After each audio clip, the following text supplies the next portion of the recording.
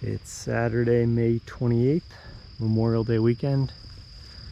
Up in the garden, wandering around a little bit. I haven't been up here a whole lot in the past week, so it's a bit overgrown, but that's all right.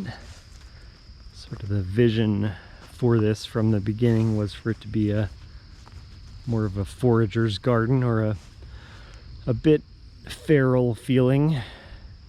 You know, mostly perennials or kind of permaculture food forest style gardening, not your typical annual garden. So in the first few years I've focused mostly on planting perennials, and this section of currants here is an example of where I haven't really done anything at all this year, and it's got lots of grasses, but the currants are still doing all right. And there's a currant, honeyberry. Yeah, I mean, could use some love, but I wanted to plant or find things that would do well on their own without too much love. And yeah, so mostly I've done fruit trees like these persimmons, and berry bushes like the Nanking cherries behind there, and asparagus there, which is a hot mess. But yeah, things that, here's some potatoes, oca, Jerusalem artichokes, things that come up on their own every year with no input really. If I wanted to dig down, and I mean, now's not a great time of year, but you know, there are jade choke tubers all under there that kind of just produce on their own with no input. Wine berries, black cherry, I don't know. So yeah, lots of stuff growing to pretty much anyone else's eye. This would look like just weeds, but to me, I can kind of see all the different valuable things growing in here. There definitely are tons of weeds.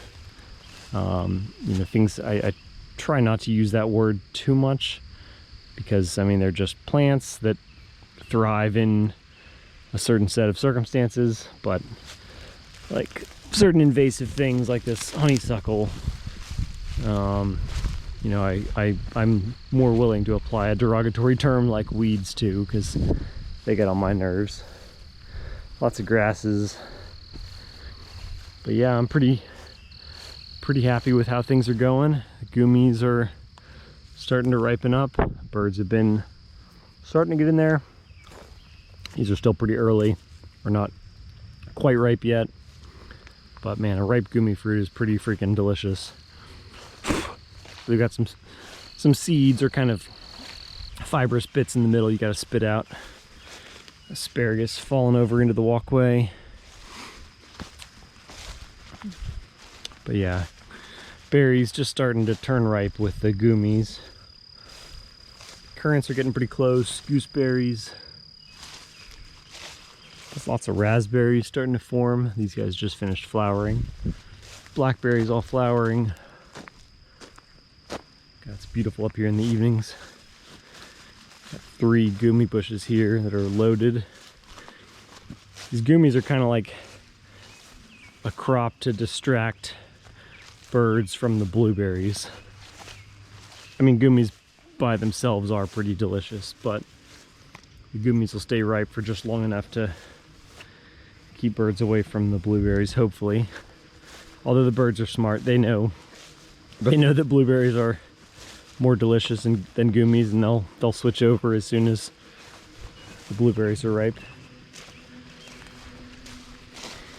So yeah, lots of weeds. I mean, I do my best. I haven't been up here this week a whole lot, but on an average week I am up here at least a couple days a week, often much more than that. Maybe 4 days a week I'm up here for a 2 to 3 hour period to mostly just wander around and look for, you know, find sections where I know I planted something in here. Let me try and find it. Like there used to be some onions in here. So that's an example of, well, here's an onion that made it. But you know, sometimes I stay on top of it and the thing I planted does well. Other times I forget about it and it gets swallowed. survival of the fittest, sort of. I mean, if something can do well on its own and, you know, survive that year even without my input, great. That's the kind of thing or the kind of thing that lasts, at least. It's not like I'm necessarily wanting that to be the path it takes, but yeah, the only things that survive a lot of the time are things that can do well even with morning glory, you know, climbing all over it. Bunch of spinach in here, arugula. This is a wild arugula, or a perennial wall rocket. Bunch of peas through here. Sugar snap peas. Pretty delicious as well. These beds behind me are kind of a mess. Definitely a mess, but that's all right. I mean, I try and keep the weeds or the problematic things as best I can away from the things I've planted.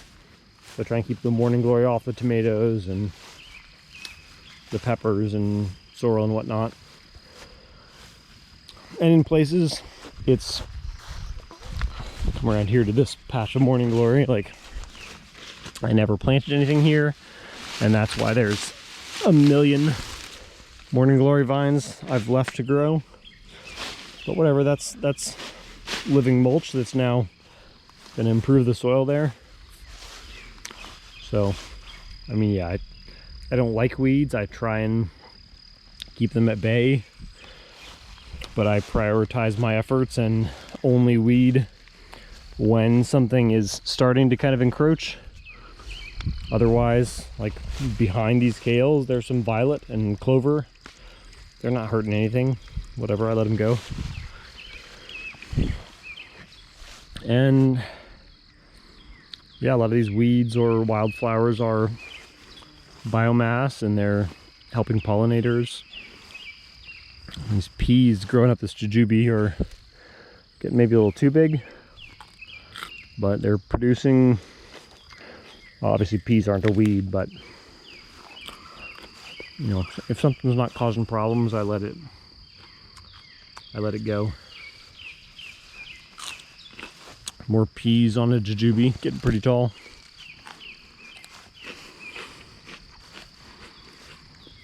Pawpaw. Here I'm in the shade of a chestnut and a black walnut, so on this north end it's pretty shady. Still lots of wildflowers and random things that do okay in the shade, like pawpaw. I should know these things better. I think this is mugwort, plantain, various other phacelia, maybe some wildflower. Is that a bee balm? Echinacea. So yeah, this shady section's a little bit. Here's some poppies, different from the non-shady bits. Bee balm, Cornelian cherry, just put that one in pretty recently, as well as one other. Some hazelnuts, doing pretty well. Finally putting out like a good bit of new growth.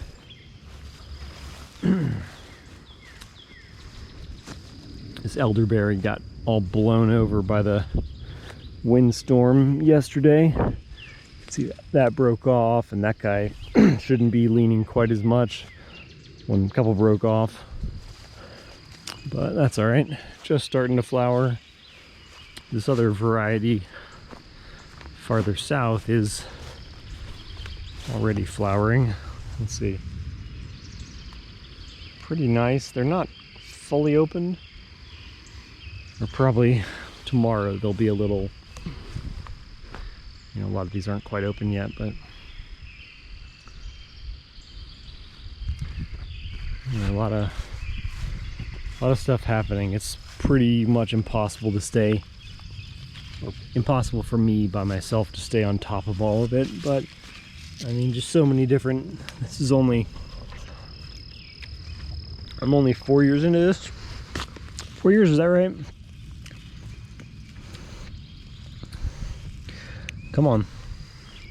That one's like a little bit past ripe. Let's try it. Not bad. Anyway, lots going on, but if you can look past the unkempt kind of appearance, there's actually a lot of production happening in here.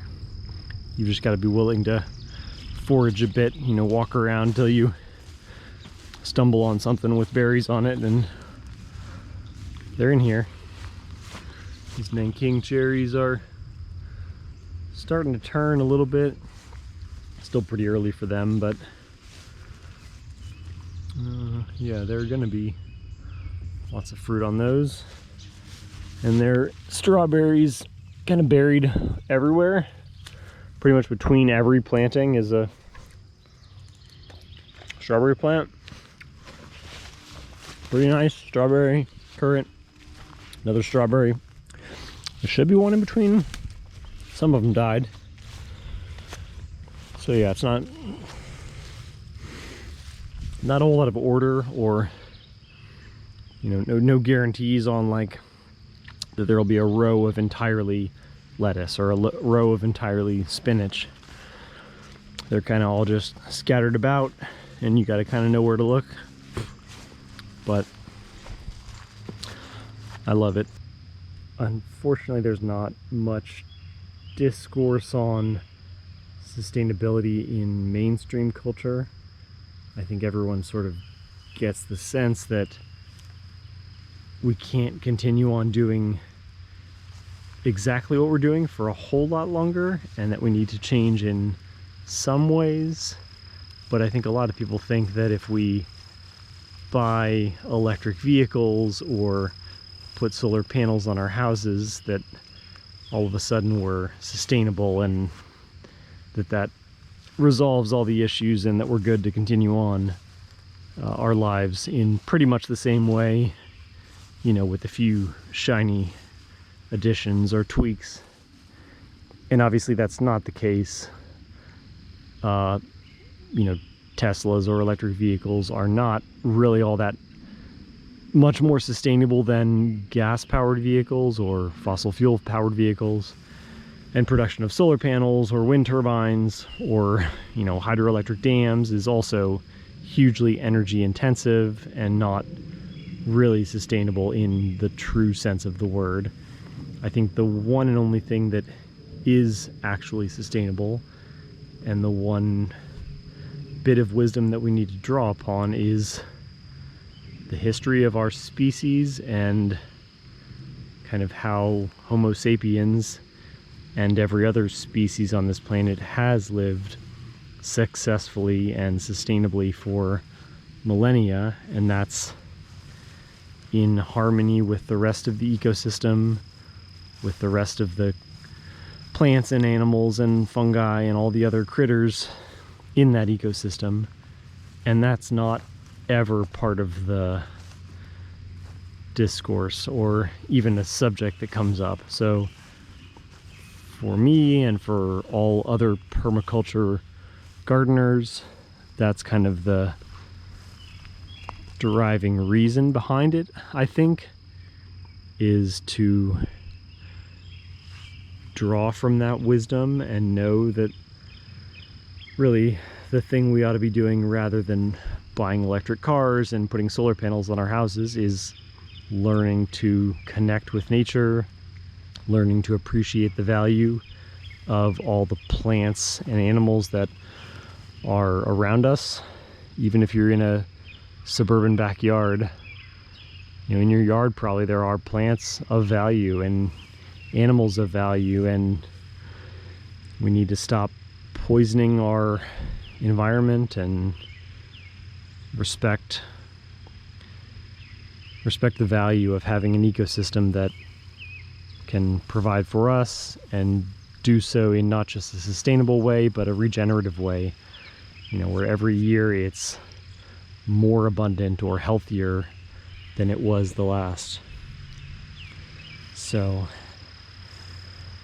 for me, that's one of the main things I'm trying to do with this garden, is to personally reconnect with, or learn for the first time, connect with what it can feel like to be surrounded by abundance, and for all these different species to, you know, provide something to me, but at the same time provide to their neighbors and to the critters that are snacking on them. And yeah, just kind of realize that we're just one piece in the puzzle, that it's not, you know, we're not at the top of the food chain or running the show here by any means, but that we're just part of the ecosystem, and we need to respect that ecosystem and learn what we can take from it or what we can benefit from, but give back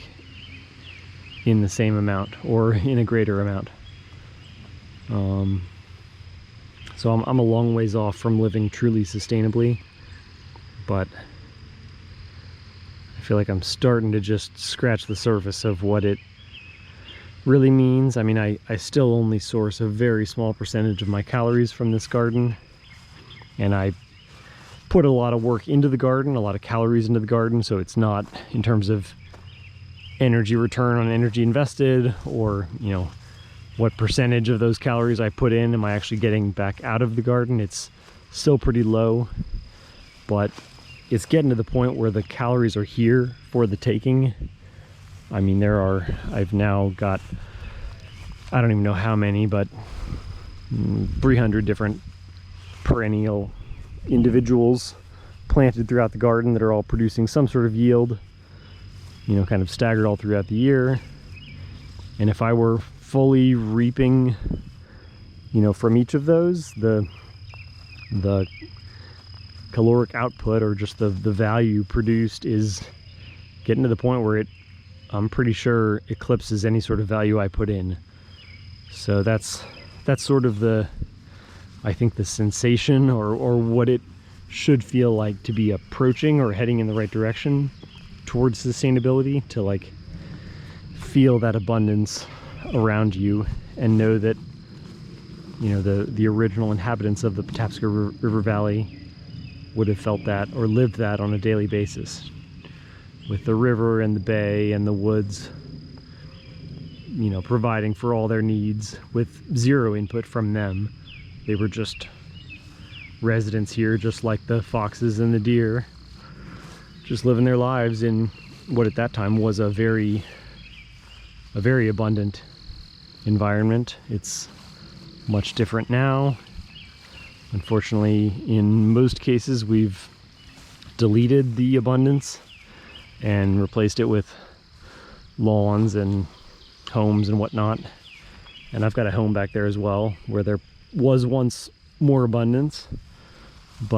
And this garden area, which I'm sure has been tilled and mowed over many, many times over the past 100, 200 years, I'm starting to rebuild a bit of forest type feel.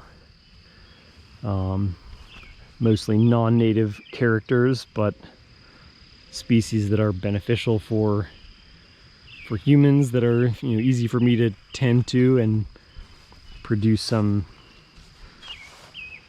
crop of value. Anyway, I guess I didn't quite know where I was wanting to go with this from the beginning. Obviously the buzzword sustainability was kind of in mind, but I didn't quite know what that meant. But I'm starting to feel what it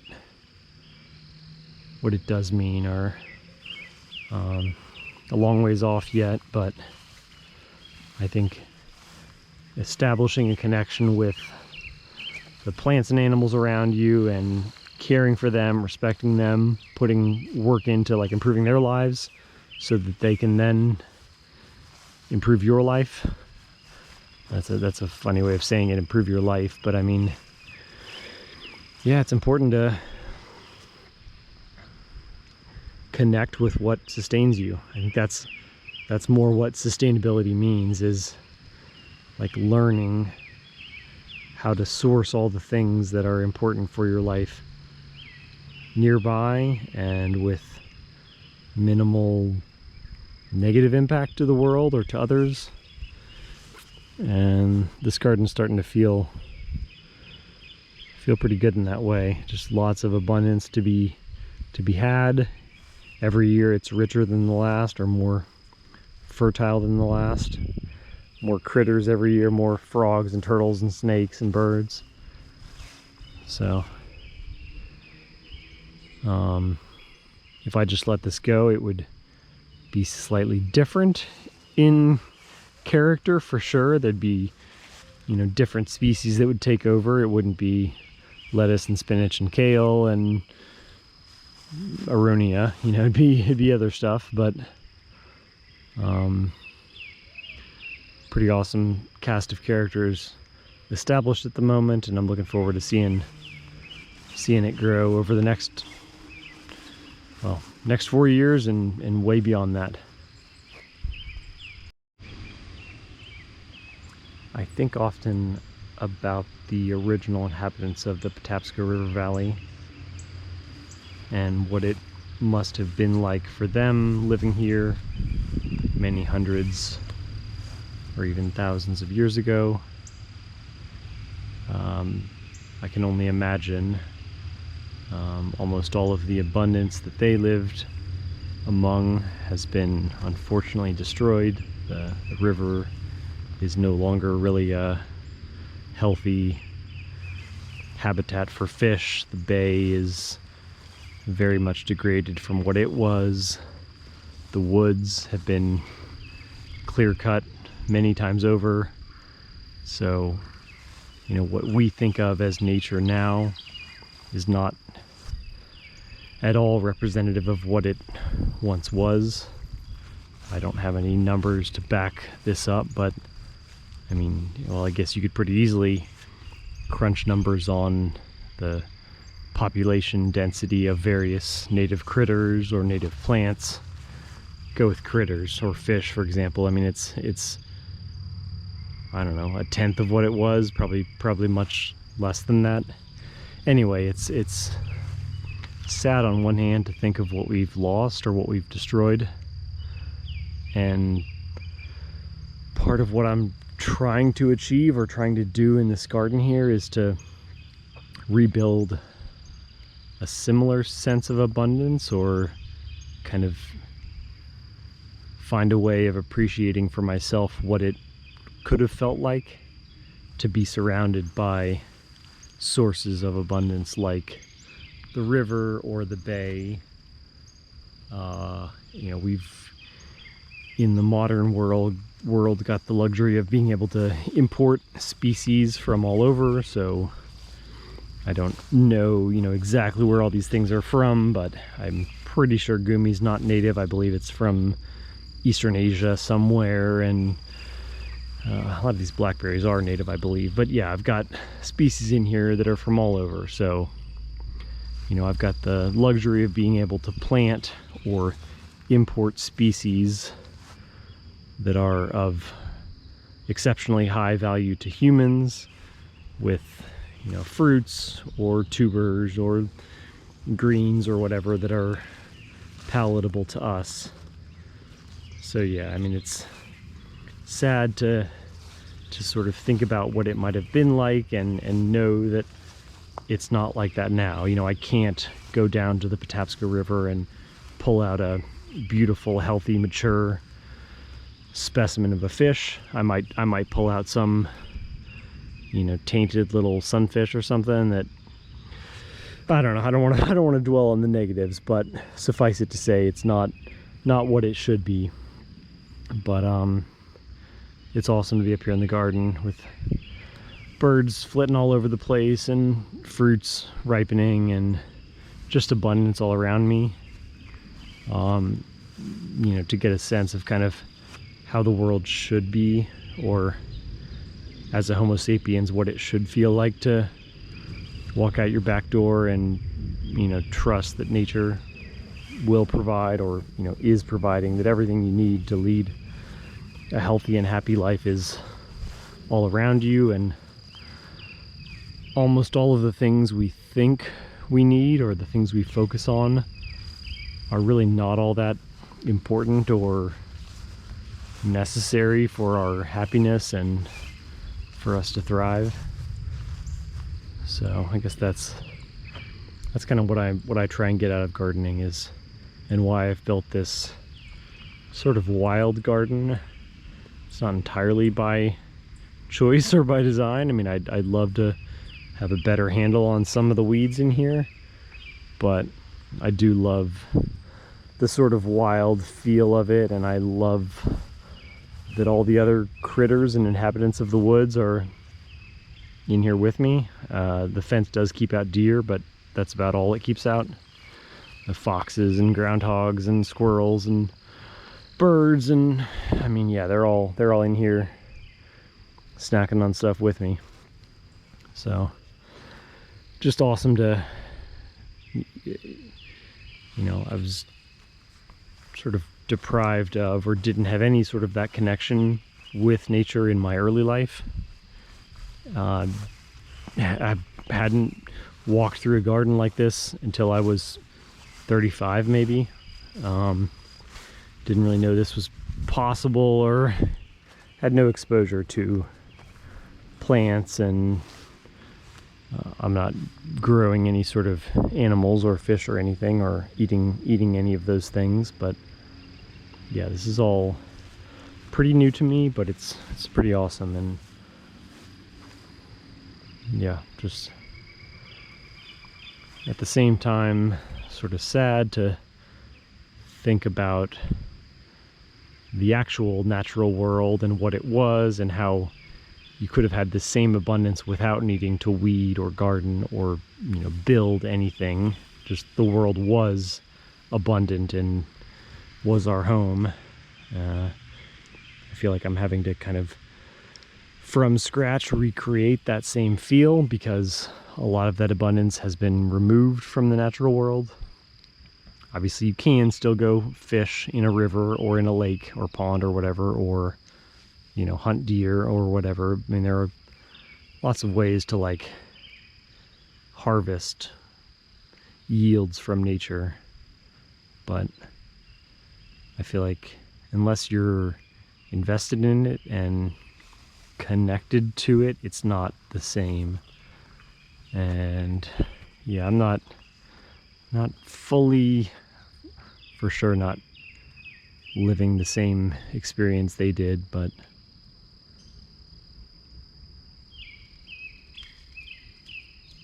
I like it up here. And every year it feels a little more like a jungle, a little more like a forest. I look forward to these gummies being 20 feet tall, and autumn olive, hazelnut. Yeah, pretty soon this is going to feel a little more like a forest. The term food forest is always used pretty lightly for any sort of close collection of lots of diverse species of plants that humans enjoy. But yeah, it's starting to feel, well, it's a long ways off, but I look forward to it being a proper food forest and being properly enveloped with abundance from various species of plants.